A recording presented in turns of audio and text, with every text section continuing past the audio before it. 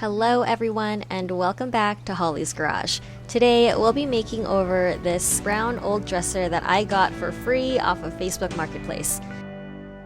This one was super beaten up and it had so many dents and dings that you're going to see me fix in just a little bit. It was on these two caster wheels that was kind of lopsided and one of them were broken, so I took those off and I was ready to get it all cleaned up.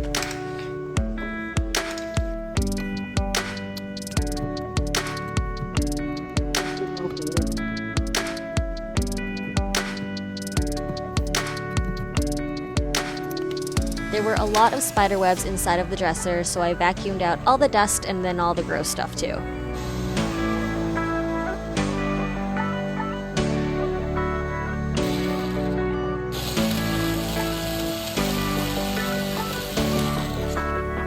Then I mixed up some Dawn dish soap in a bucket of hot water to scrub the whole piece down.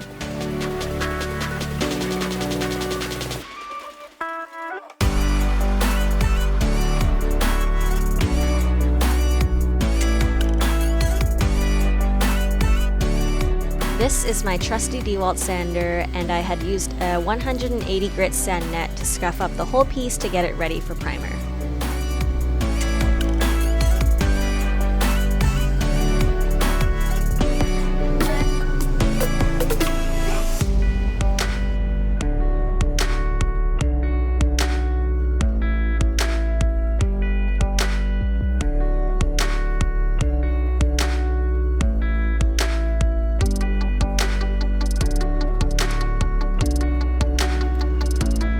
Next, I needed to fill in my hardware holes, so I decided on Bondo since it doesn't shrink and it's super strong. It's a two-part filler and it doesn't cure until you add the cream hardener. But once you do, you gotta work fast because that thing will set on you almost immediately.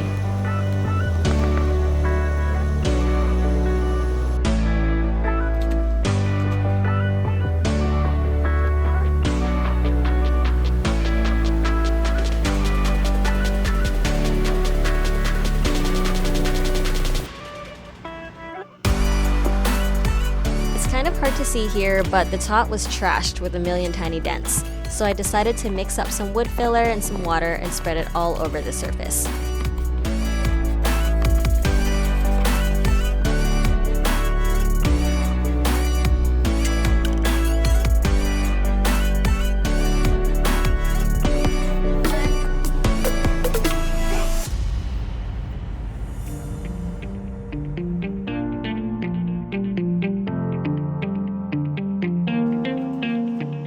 The rest of the dresser was also in pretty bad shape, so I just used what was left and put it all over.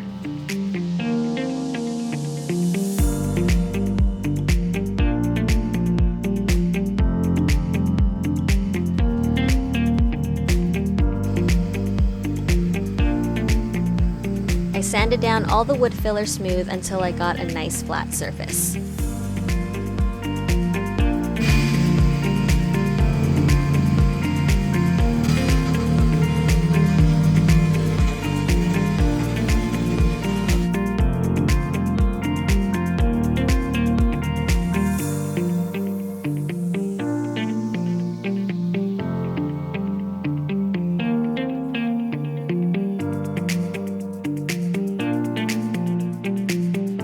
I wanted to change up the trim on the front of the dresser, so I measured out how I wanted the new shape to look, and then I started to cut into it with my jigsaw.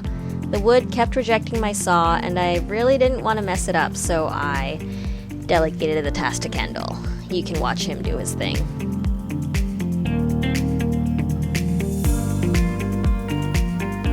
This is a great way to modernize your dresser, and that way you'll be able to sell it for a lot more.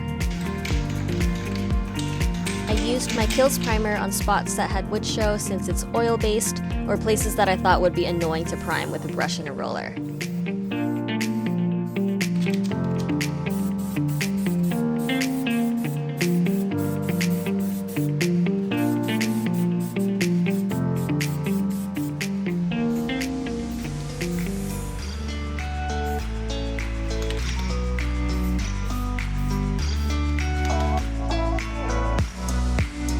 And then I went in with my water-based primer with a brush and a roller on the rest of the surfaces. This method of brushing on and rolling off eliminates brush marks and gives a really smooth finish.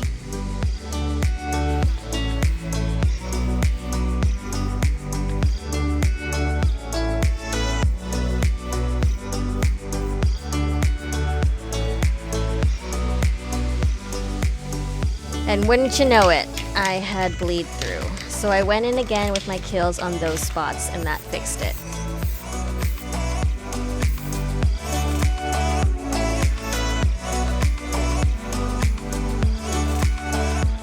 It's really important to sand after every coat, whether it be primer, paint, or poly, to give you a professional looking finish.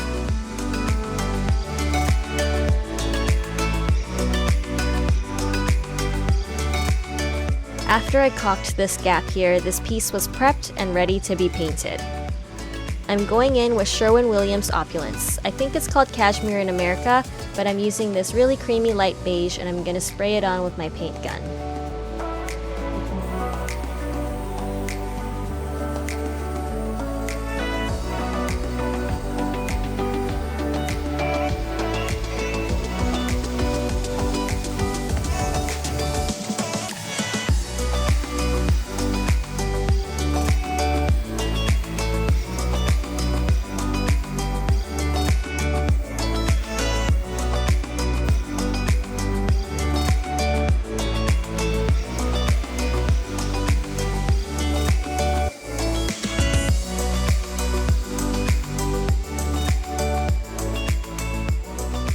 So after the second coat of paint, we noticed some extra little dings, so we filled them in with this Drydex Spackle.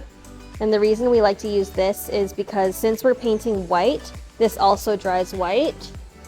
So when we put our tinted poly on, it won't show through as much, rather than if we had used like a natural color wood filler.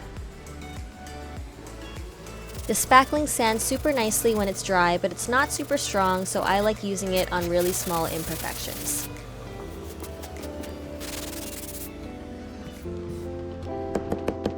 Next, it's time for poly.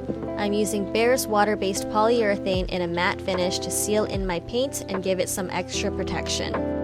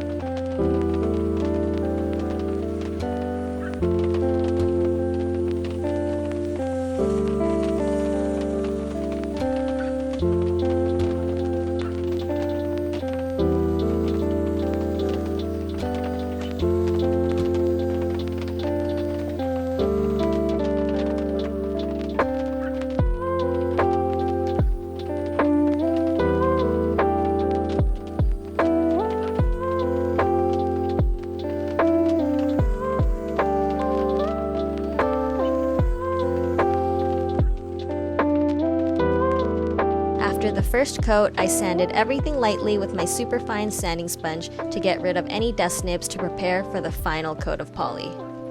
Really important to wipe everything really good because you don't want to get any of that dust in your finish.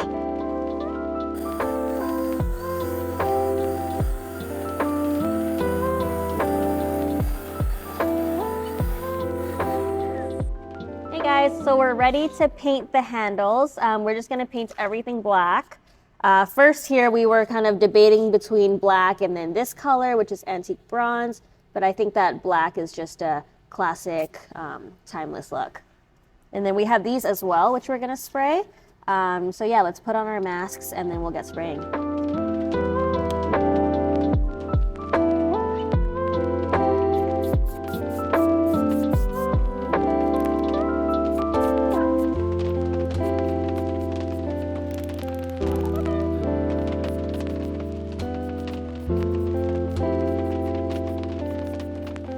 So whenever you're spray painting handles, you want to make sure to not just like press the button and just go crazy.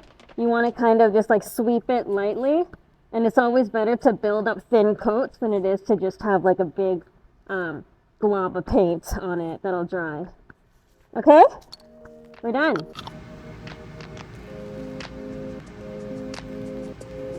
So I'm measuring out where I want my hardware holes to be, but before I drill them in, I like to punch a little small divot to where I can rest the drill bit, and that way my drill doesn't slip and I get the hole exactly where I want it.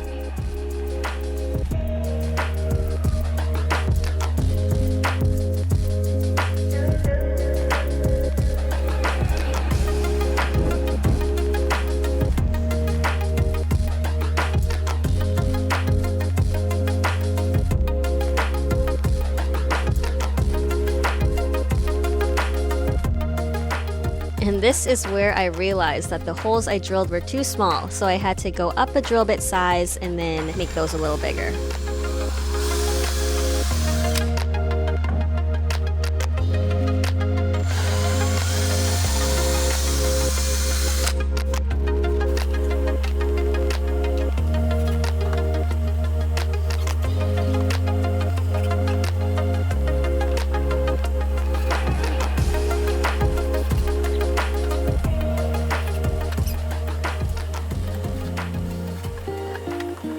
In case you forgot what the dresser looked like before, here's a reminder, and this is what it looks like now.